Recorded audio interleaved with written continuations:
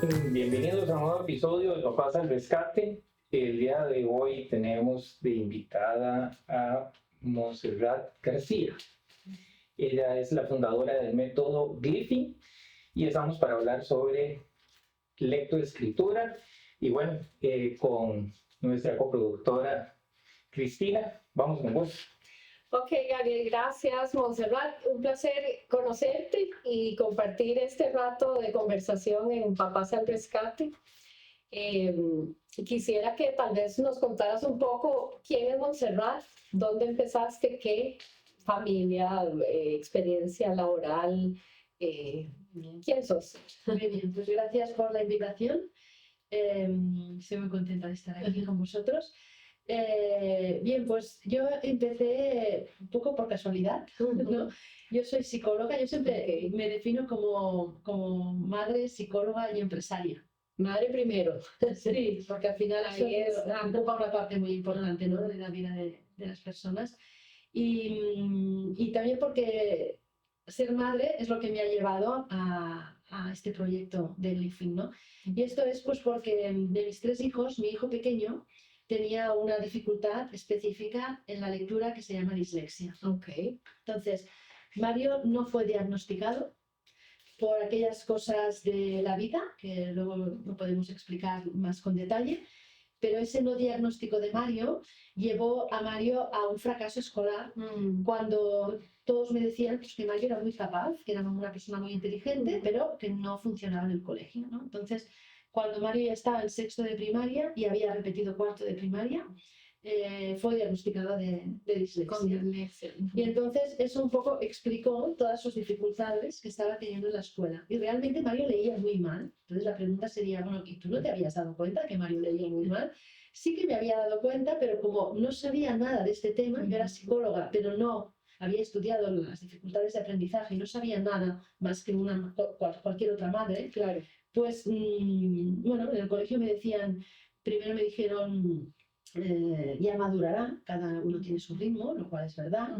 Luego me dijeron tiene un bloqueo emocional, lo cual también podía ser verdad. Y una cosa tras la otra, pues no teníamos un diagnóstico de realmente lo que le estaba pasando, por lo tanto las ayudas no fueron dirigidas al problema que teníamos, que era de la lectura. Esto pasa muchas veces pues cuando no hay un diagnóstico. Claro, uno va por todos lados viendo a ver dónde. Exactamente. Entonces yo cuando al final supimos que Mario tenía esta dificultad de lectura, yo lo que hice es pararlo todo, o sea, dejé de hacer todo lo que estaba haciendo y me centré en la dislexia.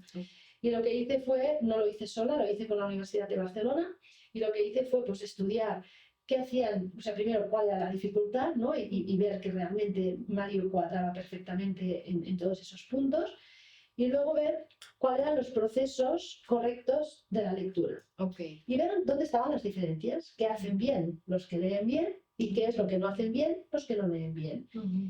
¿Todo esto por qué? Pues porque estábamos en la época de la neuroplasticidad, en la época en la que empezamos a pensar que podíamos entrenar al cerebro, ¿no? Y entonces esto es un cambio muy importante de paradigma, porque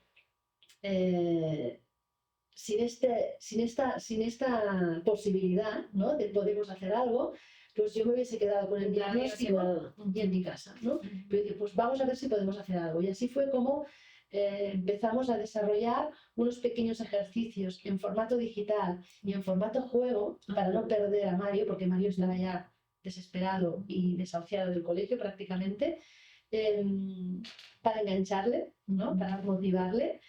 Y así apareció pues todo este trabajo que ahora pues miles de niños lo están usando y lo han usado. O sea que fue un problema en casa. Un problema que ayudó a muchos. Ahora. Sí. Y ahora que estás hablando de qué se hacía bien y qué no se hacía bien, ¿qué es el proceso de lectoescritura? O sea, ¿a dónde empieza? ¿Qué le podemos decir a los papás? Usted tiene un niño de 6 años, 7 años. ¿Qué veo, qué no veo, qué hay que hacer, qué no hay que hacer? ¿Cómo es ese proceso? Bueno, lo primero que explicamos siempre es que el proceso de la lectura no es un proceso natural. Es decir, aprendemos a hablar de forma natural, es decir, no nos tienen que enseñar específicamente, sino que nosotros solo escuchando, viendo cómo hablan los otros, pues normalmente aprendemos a hablar.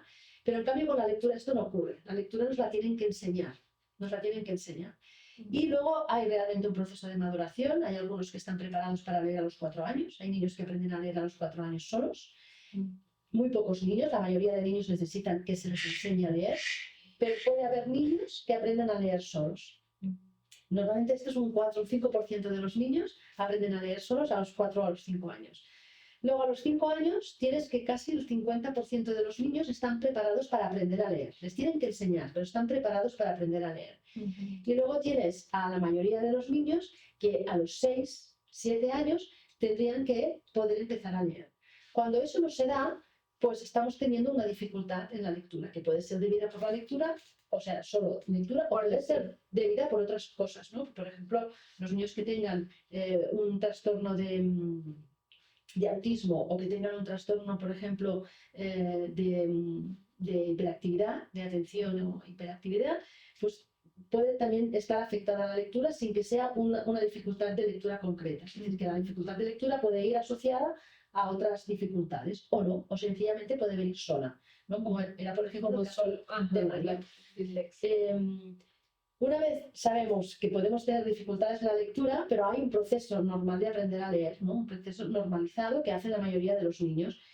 Y todos los que aprenden a leer lo hacen de la misma manera, unos antes y otros después, pero todos aprendemos a leer de la misma manera. Y aprendemos a leer primero teniendo una primera parte que se llama conciencia fonológica, es decir, darnos cuenta de que las palabras que vamos a ver escritas están asociadas a una serie de sonidos, ¿no? Y que estos sonidos no son arbitrarios, sino que se articulan de cierta manera, y cada lengua tiene sus reglas fonológicas, y estas reglas se aprenden escuchando, lógicamente, pero luego claro, en el ambiente. Sí, pero nos las tienen que decir, pues nos tienen que decir, pues mira, esto que oyes J, aquí se escribe con J, pero mira, aquí se escribe con G, ¿no? Y esta que oyes, mira, aquí se escribe con S, y aquí se escribe con C, y aquí se escribe con Z. Sí, ¿no? todas estas reglas, claro, son las reglas fonológicas, se tienen que explicitar, ¿no? Porque cada lengua tiene las suyas, ¿no? En inglés son unas, en español son otras. Y una vez se ha explicitado el código, esto normalmente los niños lo aprenden sin mucha dificultad, pero luego viene la parte difícil. La parte difícil es que este aprendizaje que no es natural, lo tenemos que naturalizar. Y eso significa que lo tenemos que automatizar, lo tenemos que hacer, lo tenemos que integrar. Y cuando tenemos algo integrado, eso pasa a ser un proceso automático, un proceso que se hace de forma rápida y sin pensar. ¿Vale? Y aquí este es un poco el kit de la cuestión. Necesitamos que este proceso de conversión grafema-fonema que hemos explicitado pase a ser automático. Y esto significa que tenemos que practicar mucho. Entonces hay quien tiene facilidad para la lectura de forma natural, pues tiene que practicar menos. Pero esta persona que tiene facilidad en la lectura va a practicar más. ¿Por qué? Porque tiene facilidad. Entonces va a leer mucho. Claro. Por lo tanto, va a entrar en un círculo... va a ir más adelantado aún de... Sí, y es ¿cómo se llama? Un círculo privilegiado, ¿no? Es decir, yo tengo facilidad para leer, esto me lleva a leer, y cuanto más lea, mejor voy a leer. Y cuanto mejor lea, más me va a gustar leer. Por lo tanto, voy a seguir leyendo más. ¿Qué ocurre si estoy, pues, en un círculo vicioso? Por ejemplo, Mario con su dificultad. A mí me cuesta mucho leer y, por lo tanto, no leo muy poco. Claro.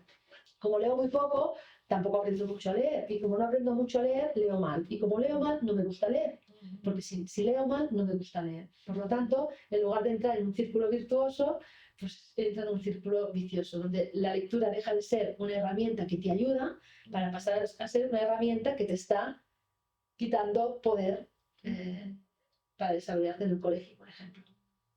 Y por ejemplo, en los hogares, cuando uno ve, pues, padres que quieren que sus hijos empiecen a leer temprano, a temprana edad, o ¿qué es lo que se ve en un niño? ¿Se ve algo? ¿Hay que esperar? ¿Cómo se decide cuándo puede uno empezar, verdad? Desde más Esto se ve. Esto se ve. Por ejemplo, yo tengo mis 3 hijos, ¿no? Entonces, Julia a los 4 años empezó a leer sola. O sea, siempre lo explico, ¿no? Porque mis hijos están situados dentro de la campana de Gauss de la lectura, ¿no? Dentro del nivel de la lectura. Toda la campana. Los tengo repartidos, son hijos del mismo padre, la misma madre, Julia está completamente a la derecha de la campana de Gauss, o sea, a los 4 años ella aprende a leer sola. Y a mí yo en aquel momento no sabía nada de lectura, ¿eh? Nada absoluto. A mí en ese momento me sorprende Julia porque empieza a ir por la calle leyendo rótulos y yo pienso, en el colegio me dijeron que no les enseñaban a leer. Al día siguiente le pregunto a la maestra, digo, yo entendí que no les enseñabais a leer y me corta la maestra y dice, no, pero Julia lee, ¿verdad? Y digo, sí. Y me dice, ha aprendido ya sola. Entonces yo fui a preguntarle a Julia cómo había aprendido, ¿no? Y Julia me llevó hasta el rinconcito del colegio donde estaban los colgadores, ¿no? Para las perchas de los abrigos De cada, con nombres, tal vez. con la letra, con la inicial. Y entonces ella me decía, mira, la M de Marta, mira, la J de Joan, mira, la P de Pera. Y me fue diciendo cómo ella había hecho la conversión grafema-fonema, la hizo ella sola. Y luego empezó a practicar. Cuando algún sonido no lo conocía, te preguntaba, tú se lo decías y ya estaba. Tenía suficiente con esto. Entonces hay gente así. Es ese 4 o 5%, pero hay gente así. ¿Vale? Pero son los menos. Luego tienes a la mayoría de gente que estamos en medio de la campana de Gauss y aprendemos a leer cada uno cuando estamos preparados para hacerlo. Pero no lo hacemos solos. Necesitamos que alguien nos lleve de la mano, que nos enseñe y que nos haga practicar. Porque como no nos cuesta tan poco como a Julia, como nos cuesta mucho, porque aprender a leer como no es natural, es difícil, pues vamos a intentar no leer. Y luego te encuentras a los de la izquierda de la campana de Gauss, ¿no? Jan es mi hijo mediano, está en medio, justamente, y Mario, que es mi hijo pequeño, está a la izquierda de la campana. Yo los tres. Yo necesitaba llenar la campana de Gauss y ellos me la llenaron. Y Mario está a la izquierda, ¿no? Pero bueno, Mario es quien me hizo descubrir la campana de Gauss de la lectura, porque yo no sabía nada. Y Mario está a la izquierda. Entonces, Mario, ¿qué quiere decir? Pues que Julia a los 4 años está preparada para leer y lo hace sola. Jan a los 5 años empieza a estar medio preparado para ¿Y leer. ese medio preparado qué es? ¿Interés? Claro. O además de interés es, qué sé yo, bueno, esta facilidad de Julia creo que es, sí, menos del 4 o 5%, pero ¿cómo se ve ese interés? O sea, ¿cómo se ve esa...? No, hay niños que no tienen mucho interés. Por ejemplo, en el caso de Jan, Jan no tiene mucho interés. ¿Por qué? Porque pues, por su manera, ¿eh? Porque Jan es un niño físico, es un niño que le gusta saltar, correr, jugar, es un niño que le encanta ir al colegio porque allí están sus amigos. O sea, no porque tiene que aprender a leer, porque tiene que aprender cosas, no. Julia le encanta ir al colegio porque le encanta aprender. Jan le encanta ir al colegio porque allí puede jugar con sus amigos. O sea, está tiene en la diversión. eso tiene otro interés. Entonces a Jan, por eso es lo que va a decir, Jan, aunque no tenga ningún problema de lectura, lo tenemos que llevar de la mano, le tenemos que enseñar el código fonológico y le tenemos que decir, y ahora practicamos, y practicamos un poquito cada día, porque si no a Jan no le interesa tampoco la lectura, y no tiene problemas, pero ¿qué es lo No que se da esa... no está motivado para leer? Y luego llega Mario, que sí que tiene dificultades con la lectura, entonces claro, allí no ves Y que además tal vez por eso mismo no era tan motivado nada. desde el principio. Nada. O sea, Mario, interés, nada. Nada, cero. Mario, al contrario. Mario, cuando él iba contento al colegio, cuando tenía 3 años, cuando tenía 4 años, cuando tenía 5 años. Cuando llegamos a los 6 años, primero de primaria, y entra la lectura, de repente Mario odia el colegio. Es decir, él se enfrenta con algo con lo que no puede, Claro. y entonces Mario empieza a preguntar, ¿qué puedo hacer, mamá, para no tener que ir al colegio? A los 6 años. Claro, y empiezan además problemas de autoestima y emocionales y, Exacto. ¿verdad? Todo ese tema escolar que a veces no es un tema de que no quiero ir a la escuela, sino que tal vez haya una dificultad así que Sí. no es tan visible, Sí, ¿verdad? No es tan sí, clara. sí. Entonces tenemos que darnos cuenta de dónde está la... Antes me has preguntado, perdona que no te lo he contestado, dice los papás en casa, ¿cómo se dan cuenta? Los papás pueden que se den cuenta, que vean las diferencias. De todas formas, no es tarea de los papás enseñar a leer, pero sí que es tarea de los papás, si pueden, crear un ambiente propicio para la lectura. Por ejemplo, si nosotros estamos todo el día con la televisión encendida, o con la tablet encendida, o con el móvil en la mano, eso no favorece un ambiente lector. Un ambiente lector necesita una zona tranquila, donde no tenemos ningún otro estímulo, donde nuestros compañeros ahora son los libros, y si tú no sabes leer, no te preocupes porque yo te voy a leer. ¿Vale? Porque es la manera de que no se desconecten de los libros. O sea, cuando los niños son pequeños, no hay que empujarles para que aprendan a leer, sino que hay que leerles. Hay que contarles, les encanta que les cuenten cuentos, les encanta que les lean cuentos. Entonces hay que aprovecharlo, porque en esos momentos los tienes a tu disposición Claro, y es una actividad más de vínculo, de verdad, de tiempo. Es lo que hay que hacer. Incluso si tienes un hijo con dificultades de lectura, no lo empujes si no eres un profesional, si no sabes cómo hacerlo, no lo empujes, porque a lo mejor puede pasar una cosa que se llama desconexión neuronal, ¿no? Que es apago. O sea, apago. O sea, no me interesa, no me gusta, me está frustrando, no quiero saber nada de esto, apago. Y existe apagado neuronal. O sea, no me hables de esto porque yo aquí no voy a hacer nada. Entonces, yo lo que recomiendo en casa es que se cultive el amor por la lectura. Claro, es difícil cultivar el amor en los hijos si uno no lo tiene. Pero uno puede crearlo entonces, ¿no? Uno puede empezar a leer cuentos. Hay cuentos fabulosos. Y hoy en día se hacen unos cuentos con unos dibujos, con unas historias apasionantes. O sea que podemos empezar a encontrarle el amor a la lectura. Sí, no lo hayamos tenido antes. Sí, eso se va desarrollando también. Igual los padres, es una actividad más, entonces es pues algo ahí. Una pregunta, es que, a ver, una de las cosas más complicadas en la lectura es que a uno le enseñaron que la lectura es fea.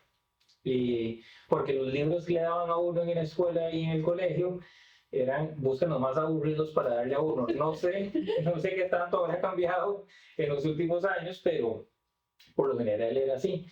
Y había oído hace muchos años que decía, un profesional por ahí lo vi, que decía, no importa lo que lea, mientras lea, porque lo importante es que lea. Si va a leer cómics, que lea cómics.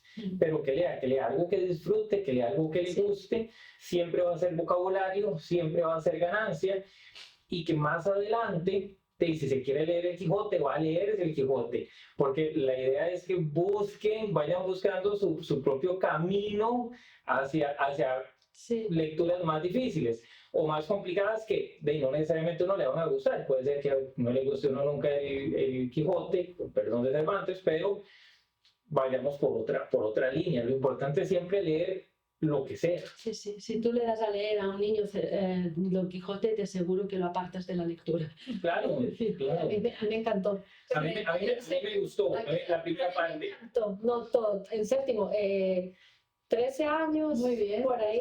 Muy bien. Fue Pero un libro que leí en el colegio. No, pero fue un libro en el colegio. Pero eres buena lectora, lees bien. Sí, leo bien. Y estuve en un ambiente siempre de libros, totalmente. Mi casa es así, mis papás leen como locos y a mí me gusta mucho leer, disfruto. Pero sí hay lecturas que no me gustan. Pero sí, claro, hay de todo. Hay unas que, de esas así que tienen los labios rojos con unos rubíes, esa cosa la detesto. Se llama poesía. No, pero hay escritoras, Isabel Allende y todo eso que hacen unas descripciones muy así. Bueno, yo no puedo con eso. Sí, bueno. A mí me gusta más Dan Brown y ese estilo que parece como que lo escribió de guión de película. Sí. Realmente. Sí, no, eso no. Bueno, sí, esos son estilos. Son estilos. Sí. Pero la editorial así. Ahora que mencionaste la palabra clave neurona, apague neuronal, viene aquí el tema de la neuroplasticidad y la neurociencia. ¿Cuál es la relación? ¿Qué relación hay con la lectura, con lo que descubriste? Muchísima, porque mira, yo esta mañana estábamos en una conferencia y estaba explicando esto, ¿no? Que voy a explicar ahora. Cuando yo empecé a leer literatura científica, ¿no? Para saber qué es lo que le estaba pasando a Mario, era el año 2008-2009. Y me encuentro que toda la literatura científica que hablaba de los problemas de lectura, de la dislexia en niños, cuando los niños tenían 7 años, les llamaba olders, o sea, viejos. Y ahora quería decir, ya no podemos hacer nada. Claro, yo leí eso y pensé, no, es imposible. O sea, pero esto es mentira, porque soy hija de mi tiempo, o sea, yo estaba ya a punto de entrar en la neuroplasticidad, todavía no lo sabía, pero estábamos a punto de entrar en la neuroplasticidad, pero es que mi cerebro ya dijo, no, ¿cómo decir que son olders y que no podemos hacer nada? Bueno, pues estos eran los papers del 2008-2009, pero ¿qué pasó? Que en el 2010 empezó todo el tema de la neuroplasticidad empezó a bajar a tierra. Es decir, hace 35, 40 años que se habla de neuroplasticidad en las universidades, pero que bajase, que saliese... Que ya se sabe qué hacer con eso, o para qué. Exacto, que ha sido ya Vox Populi, ¿no? Que ya todos hablamos de neuroplasticidad no hace tanto. Vale, entonces, de repente se abre el paradigma de la neuroplasticidad y dices, cállate, pues entonces, ¿qué quiere decir? Que si encontramos la manera de entrenar al cerebro, podemos provocar cambios más allá de lo que hasta ahora hemos pensado. Entonces yo siempre pongo el ejemplo, ¿no? de la Tierra redonda, ¿no? O sea, la Tierra es redonda y por eso podemos darle la vuelta, por eso no nos caemos a un precipicio, ¿no? Pero hubo una época en que la humanidad creía que era plana y que cuando llegásemos a Finisterre, ¿no? Pues en algún momento caeríamos. Bueno, el hecho de pensar que la Tierra es redonda es lo que hace que Colón decida embarcar hacia el otro lado de la Tierra, ¿no? Hacia justo más allá del Finisterre, ¿no? Era una apuesta, porque nadie lo había visto, si la Tierra era redonda, pero fue un nuevo paradigma. Entonces, la Tierra siempre fue redonda, igual que el cerebro, siempre fue plástico. Sí, no empezó a ser plástico hace 30 años. Pero si tú no sabes, te embarcas. Claro. Si lo sabes, que el cerebro es plástico, empiezas a diseñar entrenamientos. Empiezas a pensar de qué manera puedo hacer que esas neuronas que lo están conectando adecuadamente lo hagan, o al menos lo hagan mejor de lo que lo estaban haciendo. Y esto ha pasado en todo, no solo a nivel, sobre todo a nivel neuronal, pero también en las clínicas de rehabilitación física ha habido un cambio brutal. O sea, antes había mucha gente que tenía un problema y le decían, pues esto va a ser así el resto de tu vida, y ahora no. Ahora hay una serie de ejercicios, hay una serie que quien los hace mejora mucho su condición de vida, su calidad de vida o su movimiento o lo que sea, ¿no? Es decir, que la neuroplasticidad es realmente un paradigma de trabajo, es algo que te abre un camino a poder explorar nuevas maneras de hacer las cosas para conseguir nuevos resultados. Por lo tanto, es como la gran ventana de este siglo, ¿no? Esto y la inteligencia artificial. Claro. Sí, yo creo que vamos a entrar un poco más de lleno en todo esto de la neuroplasticidad, porque aquí viene el método que creaste, Sí. ¿verdad? Que se favorece de precisamente la neuroplasticidad. Claro. Vamos a hacer un corte aquí y ya volvemos. Muy bien.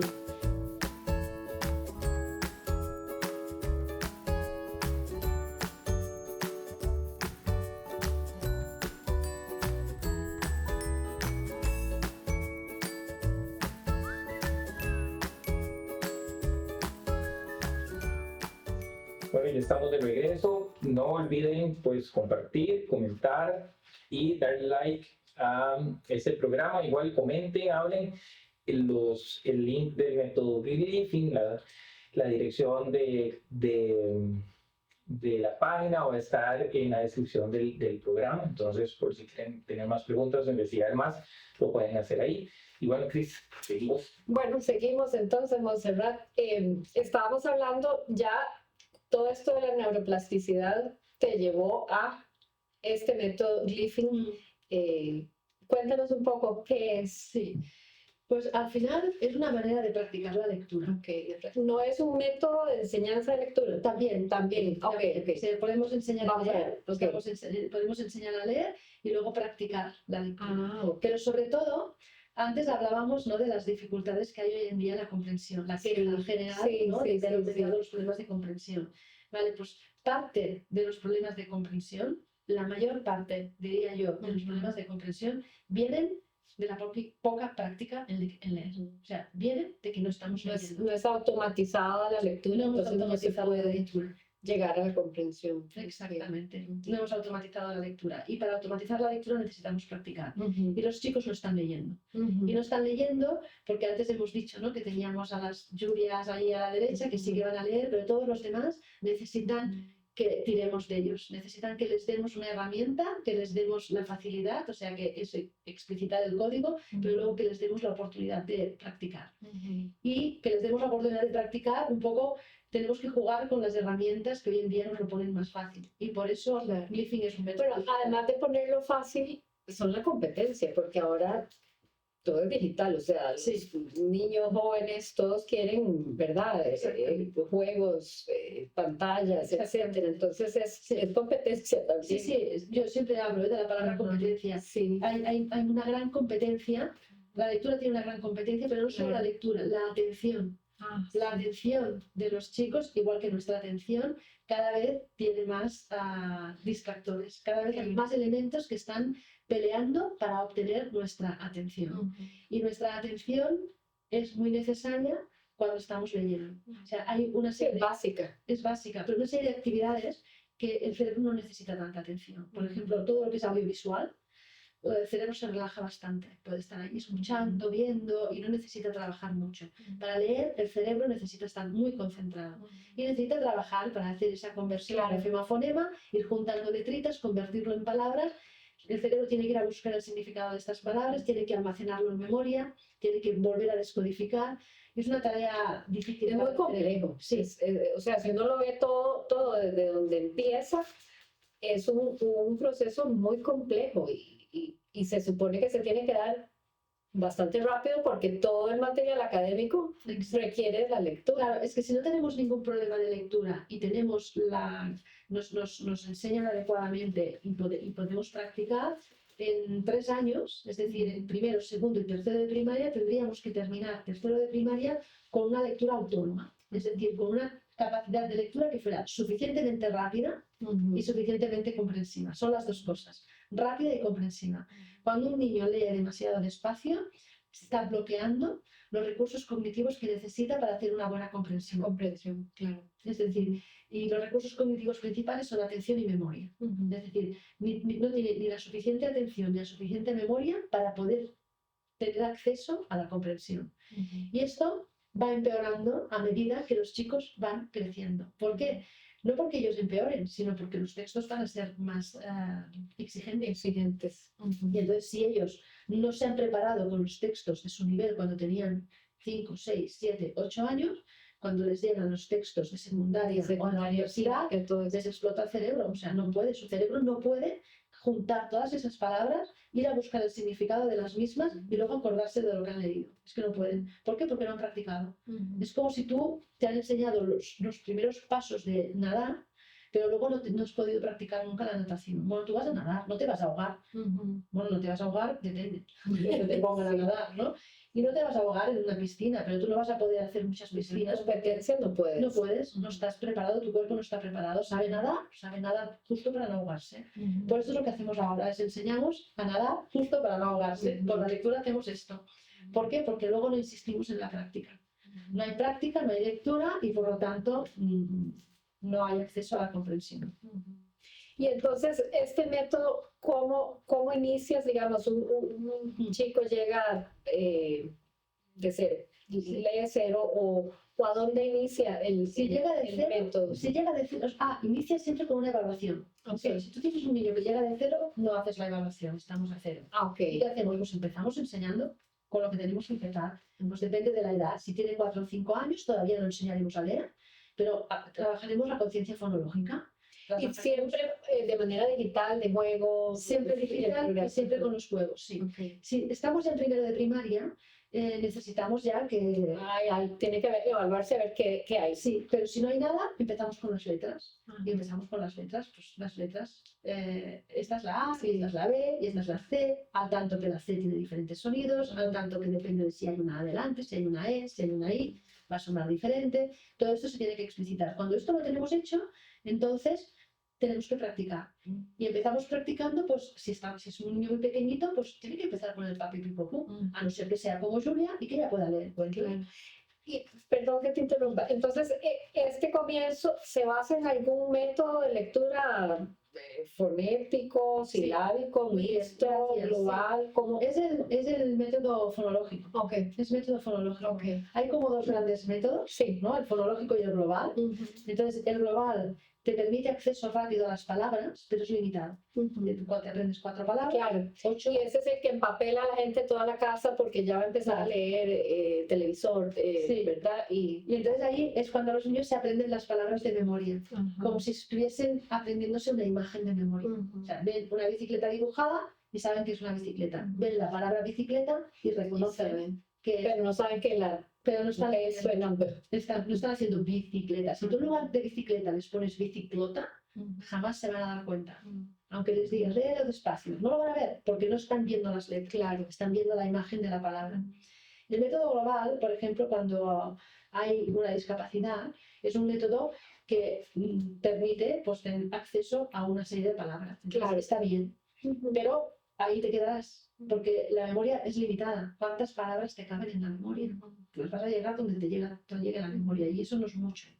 En cambio, el método fonológico es el que te permite descodificar cualquier palabra que se te presente delante. De hecho, la gente que leemos bien, leemos de las dos maneras. Las palabras que hemos visto muchas veces, la leemos hay 2 rutas en el cerebro, hay 2 rutas de lectura físicamente, o sea, anatómicamente hablando, tenemos 2 rutas de lectura. Una es la vía fonológica, la que hacemos la conversión grafema-fonema, y la otra es la vía léxica, que es la que hemos visto la palabra tantas veces, que es como este niño que no sabe leer pero distingue la palabra bicicleta. ¿No? Hemos visto estas palabras tantas veces que ya nuestro cerebro casi lo lee de forma global. No lo está leyendo de forma global, pero descodifica a una velocidad increíble porque la palabra la tenemos fresca en el cerebro porque la hemos visto muchas veces. Los buenos lectores, todo lo que hemos leído muchas veces, lo leemos por la vía léxica, muy rápido. Todo lo que es nuevo, una palabra nueva, una palabra complicada, una palabra con la que no estamos familiarizados, una palabra en otro idioma, la vamos a leer por la ruta fonológica. Es decir, que todos necesitamos las 2 rutas para leer. ¿Qué es lo que ocurre muchas veces en el colegio? Nos saltamos la ruta fonológica. ¿Por qué? Porque tenemos niños que se aprenden las palabras de memoria y luego, si no les hemos hecho un buen acercamiento fonológico al descubrimiento de la lengua, se pasan a la vía léxica con los problemas que se conlleva el límite. Claro, no dándoles datos para... No datos, cuántas palabras que pueden memorizar como imagen. Pues, no muchas. Entonces, y esto cuando lo hablas con las maestras, ¿no? Y les dices, ¿tenéis presente aquellos niños que te leen una palabra muy larga muy bien y de repente se te traban el artículo el y tú dices, pero si me acaba de leer bicicleta, ¿cómo ahora se me equivoca con pero o que o el? Bueno, pues porque la palabra bicicleta la tienen grabada a fuego en la cabeza porque la han visto muchísimas veces, y en cambio el qué, el pero y el él, como no son lectores, Claro. eso Solo se ven... les lleva un problema, no lo han memorizado. Y además no lo han memorizado porque son palabras que se llaman función, es decir, son palabras que no se corresponden a un concepto o a un objeto. Es mucho más fácil memorizar bicicleta, que estás hablando de una cosa Claro, que sabes perfectamente, el P, el qué, el pero, el él, que son palabras que no les corresponde nada, ¿no? Claro, simplemente son nexos para usar otras palabras. Y entonces empiezan con este método, ¿verdad? El fonológico. Y entonces, como hacemos una evaluación, depende de dónde esté el niño puede ser que empiece por las letras, o puede ser que empiece por las sílabas, o puede ser que se vaya ya a leer cuentos. Entonces, a cada uno, que esta es la parte importante también, a cada uno lo vamos a ir a buscar donde se encuentre. Y a partir de allí vamos a construir su camino de aprendizaje, ¿no? Esta práctica que tiene que realizar, la va a realizar en función de sus necesidades a cada momento. Entonces, cuando tengamos las sílabas bien afianzadas, entonces podremos pasar a trabajar por sílabas más complicadas, porque tenemos sílabas muy sencillas, ¿no? Casa tiene 2 sílabas muy sencillas, pero construcción, Claro. construcción tiene 3 sílabas que las 3 se las llevan, ¿no? Sí. O sea, para Alguien pensando, sí. Sí. Para alguien que tiene dificultades de lectura, la palabra construcción es una pared infranqueable, ¿no? Entonces, la palabra construcción la puedes memorizar, ¿vale? Pero cuando te aparezca construccionismo, vas a leer construcción. Y cuando te aparezca constructivismo, también vas a leer construcción, porque vas a decir, bueno, construcción, que es la palabra que tienes en memoria, pero no vas a ser capaz de leer la otra palabra. Por lo tanto, es un método fonológico. Y esa evaluación que se hace es una evaluación, no sé, no puede ser estandarizada porque es para cada niño, ¿verdad? Pero ¿qué tiene esa evaluación? ¿Qué es lo Sí que podemos estandarizar Ok, por grupo de edad. ok. ¿Vale? Entonces tenemos una evaluación para los 5 años, que no es exactamente de lectura, sino que es de previas de lectura. Porque nosotros no queremos empujar a los niños a leer antes de tiempo, no hace falta. O sea, a los 5 años hablamos de las previas de lectura, que es todo lo que hay antes de la lectura. Luego, a partir de primero y así, tenemos una evaluación de lectura para primero, otra para segundo, otra para tercero. Cada vez es más difícil. Pero esto no quiere decir que tú tengas a un niño de sexto que sabes que no va a poder con una evaluación de sexto. Claro. Ya lo sabes. Le puedes poner una evaluación de tercero, no pasa nada. ¿Vale? Porque tú ya lo sabes que le has puesto una evaluación de tercero, que es más sencilla, pero vas a poder ver igualmente en qué punto está. ¿Vale? A partir de esa evaluación tenemos los baremos, es decir, hemos evaluado a miles de niños y sabemos cada niño en función de su dificultad o de su habilidad de lectura está en un punto de la campana de Gauss. Y entonces esto es lo que hace que sepamos exactamente dónde está cada niño. Sabemos los niños que están en el percentil 50, están en la media. Sí. Sabemos los niños que es Jan, ¿no? Sabemos los niños que están en el percentil 95-100, que es Julia. Y tenemos a los niños que están en el percentil 0, que es Mal. ¿Vale? Y entre medio todos los demás, porque de 0 a 100, claro, hay 100 puntos, y ahí estamos todos metidos en lectura, ¿no? Esta evaluación nos da, evaluamos vía fonológica, evaluamos vía léxica, es decir, ¿cómo evaluamos vía fonológica? Leyendo no palabras. Palabras, pseudopalabras. Pseudopalabras, muy bien, que son palabras que no existen, pero que siguen las reglas fonológicas de nuestra lengua, ¿no? Claro. Entonces podemos leerlas. Luego evaluamos vía léxica, porque ¿qué tantas palabras están ya reconocidas, fresquitas en tu cerebro, ¿no? Y luego vamos a leer texto.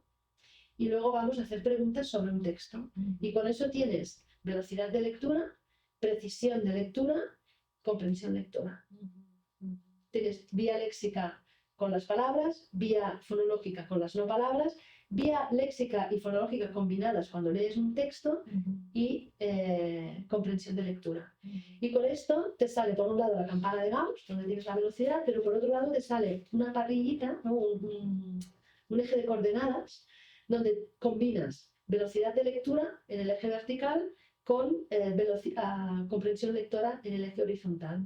Y ahí te salen a los niños, bueno, con las personas adultas, quien sea, te sale en un punto.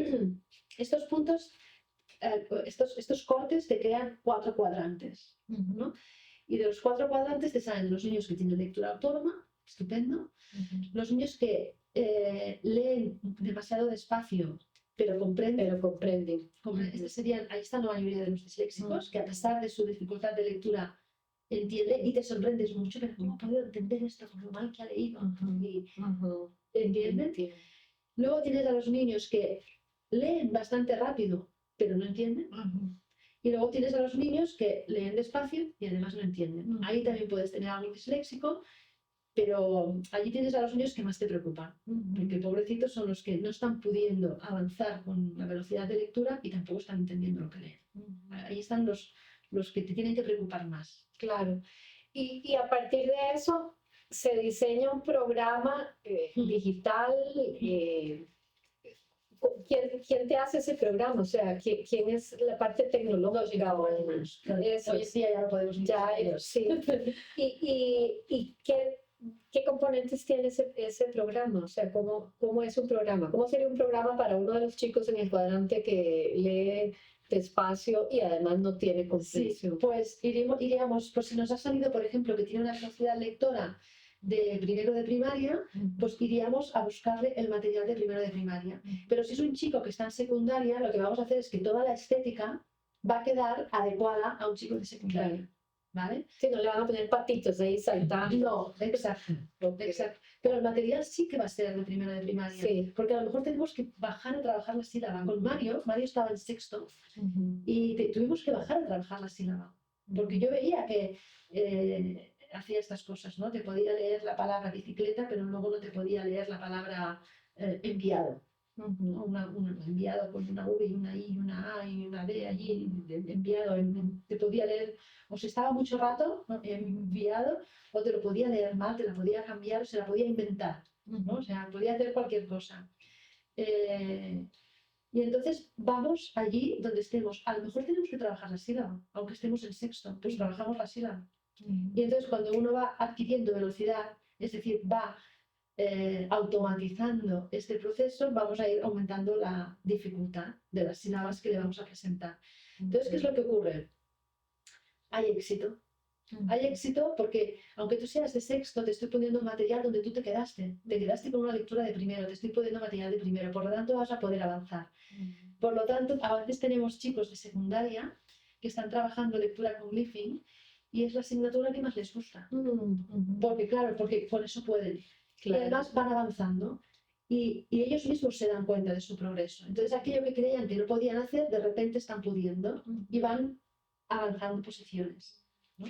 Y, por ejemplo, estos estudiantes en secundaria también tienen que llevar todo un currículum de contenido muy pesado. ¿Qué recomiendan ustedes? ¿Qué se hace? ¿Cómo se maneja esa disparidad? Es muy complicado, sí, hay una gran disparidad, pero es que si tú no tienes lectura, el resto lo otro no hace tienes nada. Entonces yo, cuando llegamos a estas edades, yo lo que recomiendo es que se hagan dos cosas. Uno es entrenar lectura, por ejemplo, con Glyphing, pero la otra, apoyarse con herramientas tecnológicas que existen. Audiovisual.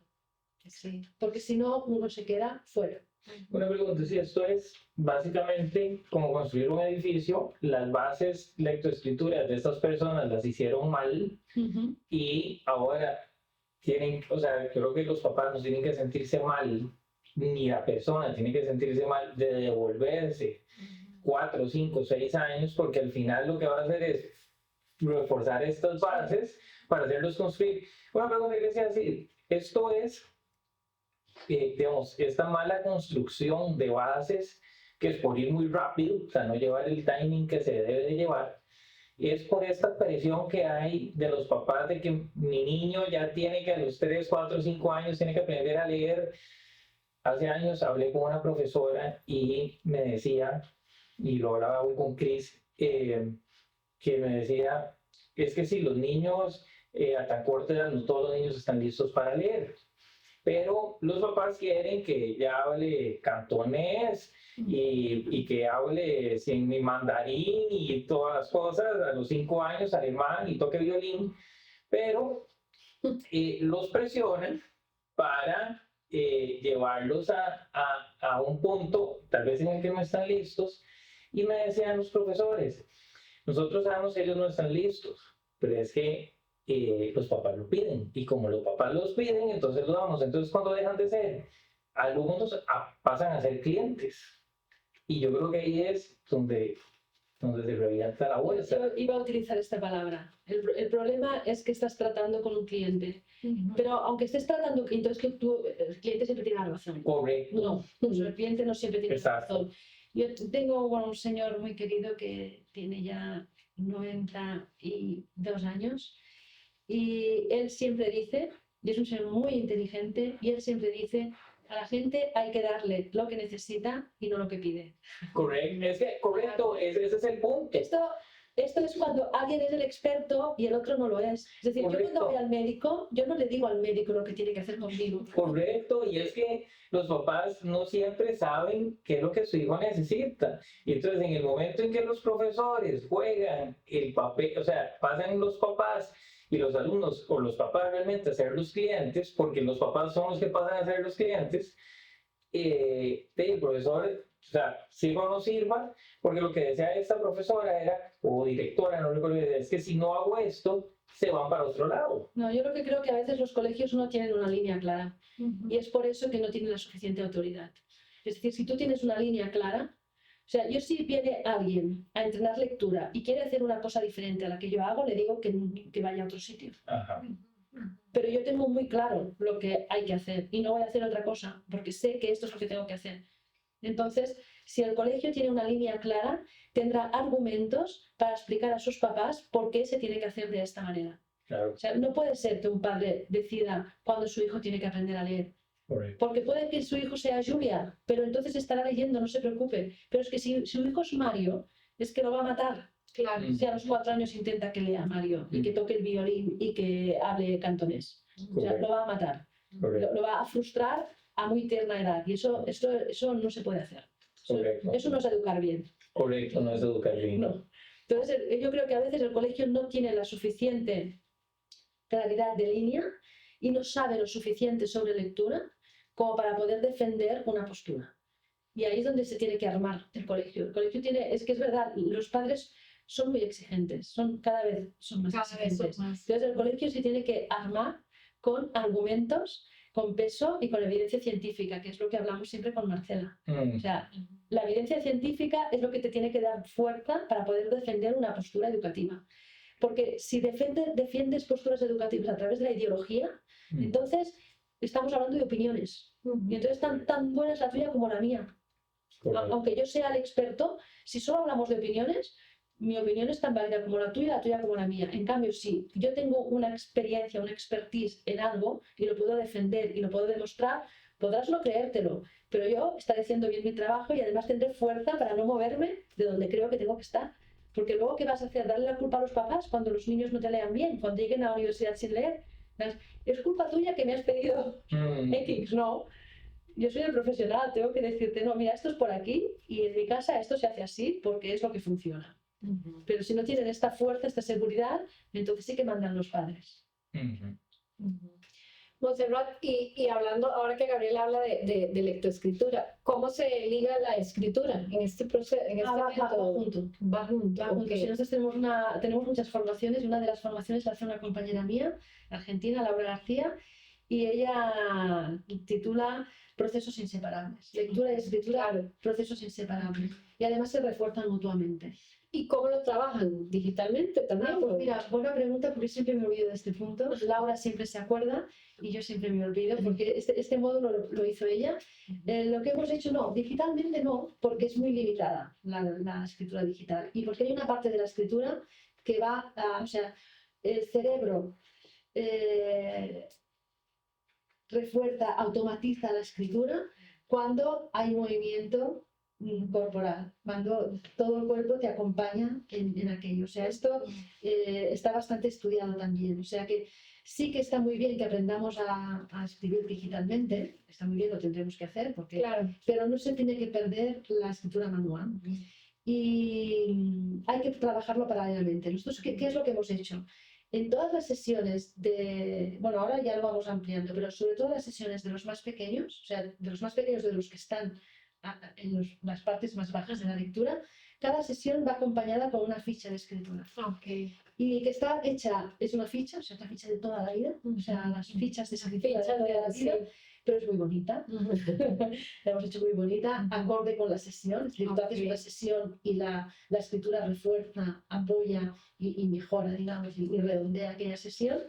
Y también es una hoja bonita, con dibujos bonitos, con los espacios adecuados para poder poner las letras. Está hecho, hay toda una parte que está hecho como si fueran piezas de Lego. ¿Por qué? Porque esto, claro, digitalmente no lo podemos hacer, pero tú podrías llevarte esto a trabajarlo con piezas de Lego, porque al final las palabras se construyen.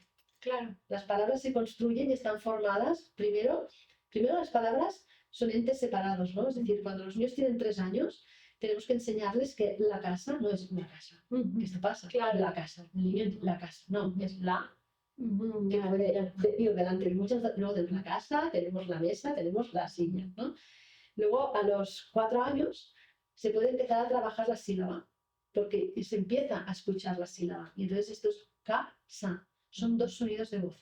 Ca-sa. Y esto es conciencia fonológica y hay que trabajarlo. Es una previa de lectura.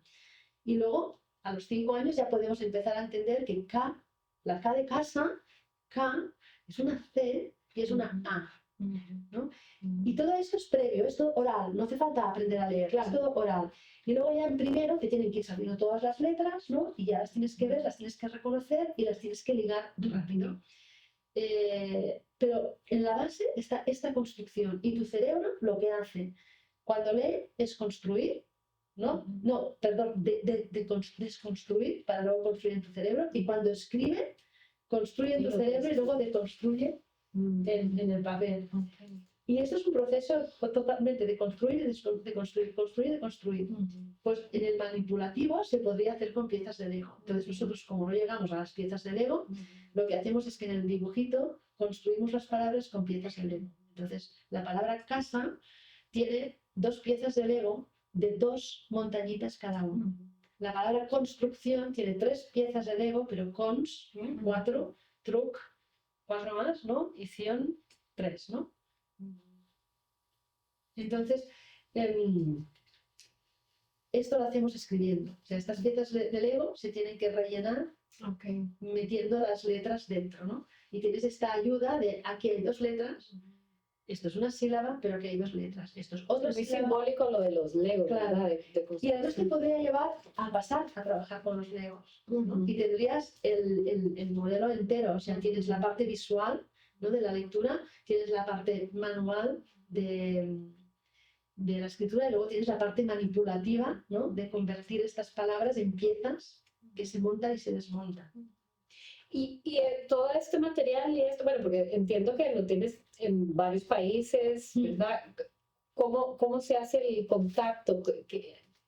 ¿Por dónde empieza alguien a buscar? Pues porque tenemos la suerte que aparecen personas, pues como en el caso de Costa Rica, Marcela Acuña, ¿no? Que tiene una dificultad en su casa y que no encuentra la manera de solucionarla, o que ha probado muchas cosas y nada le lleva al destino que está buscando. Y como el mundo es redondo, como y Internet viaja muy rápido, pues buscando por Internet nos encuentra y entonces nos escribe y nos dice: estoy en Costa Rica y necesito trabajar lectura. Y como esto es un método digital, ¿no? Pues podemos compartirlo con Marcela en Costa Rica y con las miles de personas que trabajan con nosotros. Piensa que la primera persona que nos llamó era de Argentina y lo primero que lo dijimos es: no podemos. No podemos, en aquellos tiempos. ¿Sí? De razón mental mía. Sí. Porque luego digo: bueno, pero esto es digital, ¿cómo lo vas a poder? Y entonces el gobierno sabe que le he dicho que no Siempre sí, pero ¿será que sí? seguro que podemos. Y quiero decir que esta persona, que fue la primera persona fuera de España que trabajó con Glyphing, fue un niño argentino que se llama Adrián, que ahora está en la universidad, que pobrecito estaba muy mal con la lectura, y su madre hoy en día trabaja en Glyphing en Buenos Aires, es empleada del Glyphing. Qué bien.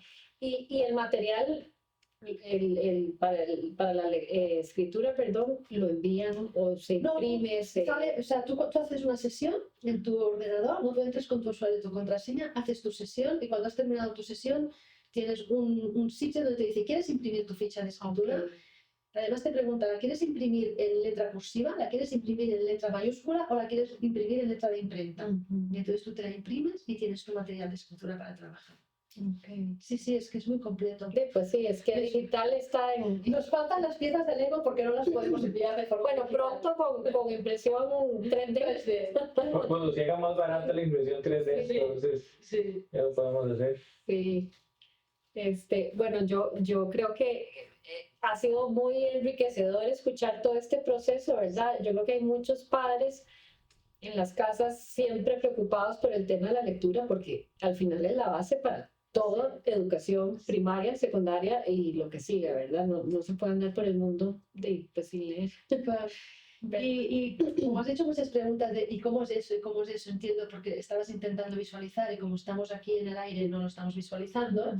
En nuestra página web hay demos, o sea que se puede entrar y se puede ver. Y verlo. Y si no es suficiente esa demo, pues si estáis en Costa Rica podéis contactar con Marcela Acuña y ella, o nos contactáis con... Igual en Latinoamérica, nos escuchan en toda Latinoamérica. Vale, entonces pues, pueden contactar con en la página nosotros web. y nosotros o pues estaremos ¿Y directamente. la evaluación se hace en línea?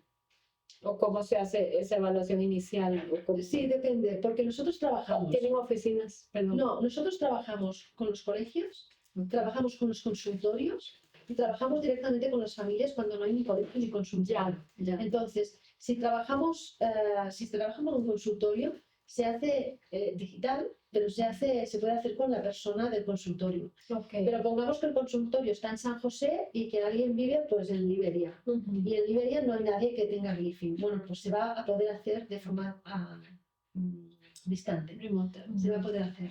Es decir, depende de cuando trabajamos con los colegios, la evaluación se hace en el colegio y por lo tanto se hace presencialmente porque lo hacen las maestras.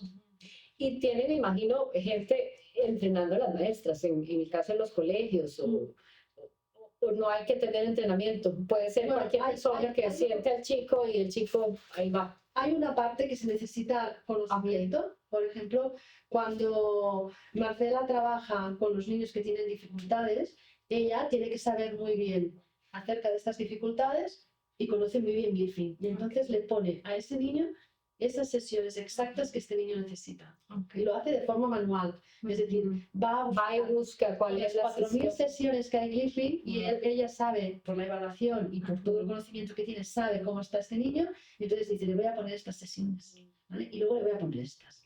Pero, uy, esto no, me he equivocado.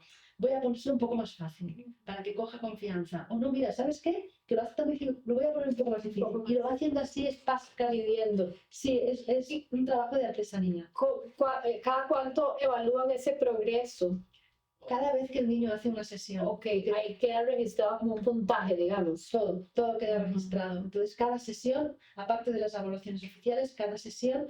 Pero luego hay otro, si no hay tanta dificultad de lectura, por ejemplo, estamos trabajando en el colegio con los niños, todos los niños que están aprendiendo a leer, no hace falta hacerlo así tan pormenorizado, sino que hay una pauta automática que leyendo los resultados de la evaluación te pauta y luego leyendo los resultados de cada sesión te vuelve a pautar. ¿No? O sea que hay diferentes modalidades para adaptarnos a todas las personas que lo necesitan. ¿Vale? Por ejemplo, si hay tenemos muchos niños con síndrome de Down que trabajan con Glyphing.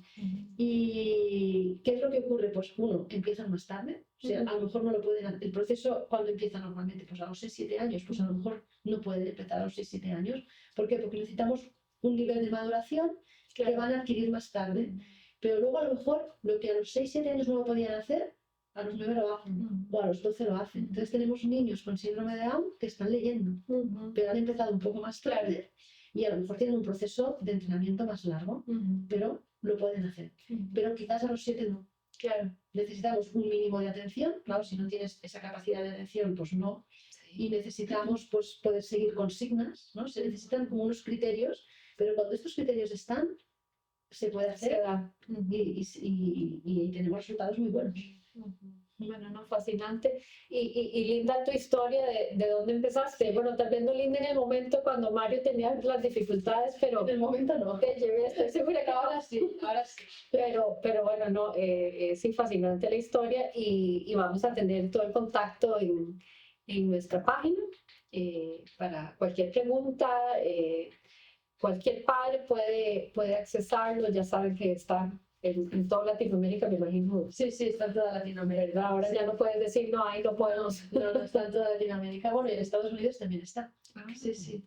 Pero español siempre. En español, sí. No hay ninguna... Tenemos un indicio ahí de sí, tenemos Glyphish, que es Glyphing en inglés, pero es pequeñito. Y además no nos atrevimos tanto a competir con los monstruos norteamericanos que ya tienen otros programas. Glyphish lo hicimos para los chicos que tenían dificultad con la lectura en español y además necesitaban trabajar en inglés.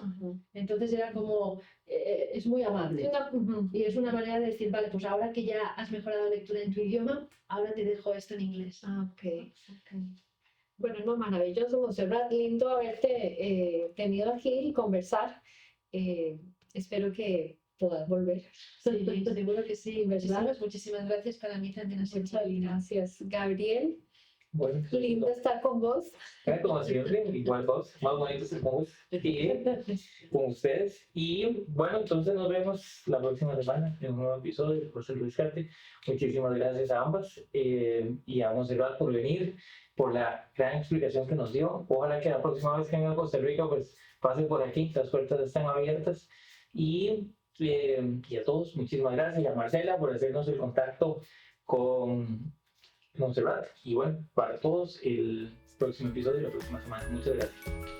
Chao. Chao.